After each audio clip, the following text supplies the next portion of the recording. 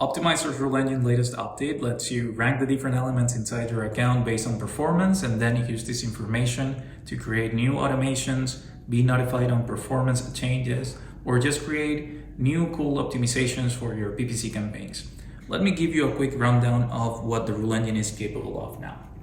Alright, so there are definitely a lot of use cases for this new feature, but I'll give you some quick examples. First of all, you could use it to reduce costs by identifying and pausing the most expensive non-converting keywords in the account. And because this works at other levels, not just keyword level, you can also use it for things like simplifying search query management by finding the best performing and the worst performing search terms for new positive and negative keyword ideas. You can also use it to monitor your top products and be notified about drops in ROAS. So this is great for accounts where you're running e-commerce campaigns on Shopping or Performance Max. And another idea would be to just keep track of historical ad group level quality score, which is not something that you can really do in Google Ads.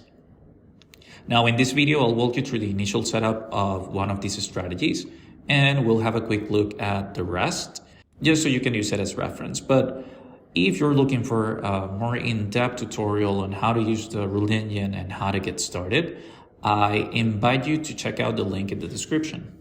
And with that said, let's get started with the first example. To show you how to use this feature, we can have a look at the first example from my list to find if there are any expensive keywords that are not generating any conversions. So let's go to the Rule Engine and click on View and Create Strategies. Then we can click on Add a Strategy, Create a Strategy, and this is a strategy we'll create at the keywords level, and for this example we can call it Keyword Ranking. When you create this, you'll see a couple of rules that we add by default. I'll go ahead and delete the second one because we won't need it. We'll just work with one rule in this case. And now on the left we have the conditions that we need to work on or update. So we can click here and then edit, right? And here's where we can start modifying this. Let's change the date range for the last 30 days. We want to identify the top spenders for the last 30 days. I search for cost greater than 0. With this condition, I can make sure that the Rule Engine only analyzes keywords that have spent some money, because that's the intent. Now let's copy it and add one more that will help us do the ranking with the in top condition. Notice how we also have another one for in bottom. That's also useful and part of this update. Okay, so we add in top and then we select how we want to do the ranking, by percentage or value. I want to do it by value because I want to identify the top 5 spenders in the account. I could also do this by, let's say, campaign level or ad group level. For this example, I want to do something at the account level. Let's click next and add our third condition for conversions. Because we're looking for non-converters, we need to add conversions. Then the conditional here will be equal to 0. Perfect. We have the 3 conditions. You can continue adding more to this if you like. Remember that you can always go back and customize this as much as you want. But for now, we can just jump to the actions and start working on that. So I'm going to edit this one. And here's where we can modify the action that Rule Engine will take. So we're telling it to pause the keywords it finds with the modify status option and pause. We can add one more action to label the keywords the strategy ends up pausing. This is super useful if you're going to end up automating this, because you can just go to Google Ads, filter by this label, and identify the keywords that the automation paused for you. So once the strategy is ready, you can just click View Suggestions. Let's wait for it to load. And there you have it. Exactly 5 suggestions, the 5 top spending keywords that are not driving conversions. You have the label to apply, the action to be taken. And now here you can just decide if you want to apply the changes immediately or if you want to automate the strategy.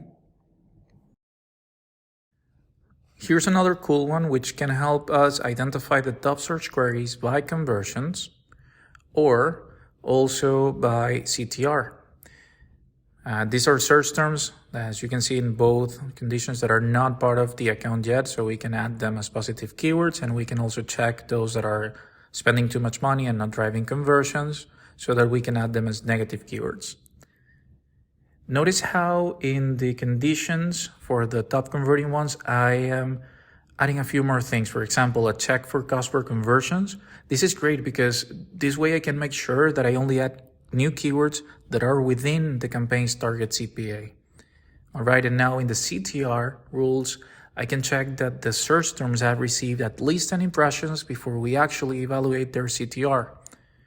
Lastly, I have a rule pretty similar to the one we built for keywords, where we check if there are any search terms that are spending too much money in their campaigns without driving any conversions.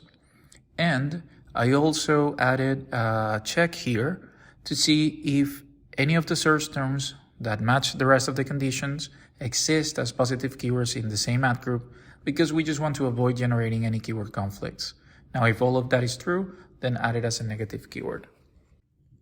We've already seen a couple of examples of keyword and search query management, but what about products on my shopping or performance max campaigns? This strategy that I'll show you now can look for products that have experienced a ROAS drop. In this strategy, we use comparisons between two different date ranges, as you'll see in the conditions we're using last month and this month. And the way to read this is quite simple.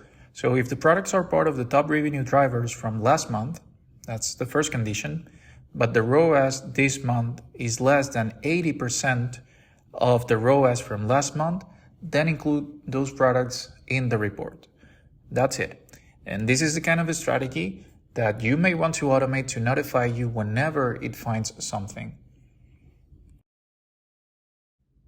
And finally, for our last example, because Rule Engine also lets you keep track of historical quality score performance, this is from the moment you link your account to Optimizer, you can even do something more advanced, like monitoring if the historical quality score for your ad groups is in the bottom 5% of their account and include some other performance metrics, like average CPC has gone up this week or in the last 7 days compared to the previous 7 days, or another check to see if the CTR has dropped recently.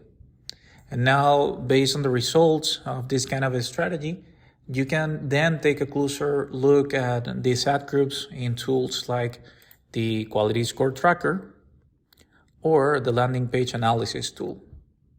As you can see, Optimizer's Rule Engine can help you simplify many repetitive tasks. So if you want to email us, support@optimizer.com for assistance or just to share your ideas, feel free to do so. We're excited to see how you'll use these new options.